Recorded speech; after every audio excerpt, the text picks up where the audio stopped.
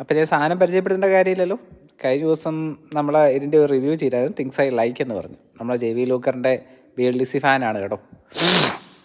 Things I hate. Things I ഹെയ്റ്റിൻ്റെ ഏറ്റവും എടുത്ത് പറയേണ്ട സാധനമാണ് 10 കിലോമീറ്റർ അപ്പുറം കൂടി ഇടി പോയാലും നമ്മുടെ ഫാനെ കയറി പിടിക്കും. അതൊരു ഗസ്റ്റും കൂടെ വരുന്ന ദിവസമാണെങ്കിൽ ഉറപ്പായിട്ട് നമ്മുടെ ഫാനെ കയറി പിടിക്കും. ഫാനെ കയറി പിടിച്ച് കഴിഞ്ഞാൽ അപ്പം ഈ സാധനം അടിച്ച് പോകും, പിന്നെ വർക്ക് ചെയ്യത്തില്ല. പിന്നെ ഒരു 2-3 ദിവസം ഇവരുടെ സർവീസ് സെൻറ്ററിനൊക്കെ ആൾ വന്ന് ഈ സാധനം റിപ്പയർ ചെയ്ത് ഇതിൻ്റെ ബോർഡൊക്കെ മാറിയാലേ ഇത് വർക്ക് ചെയ്യുള്ളൂ. അതിതിൻ്റെ ഏറ്റവും വലിയ പ്രശ്നമാണ്.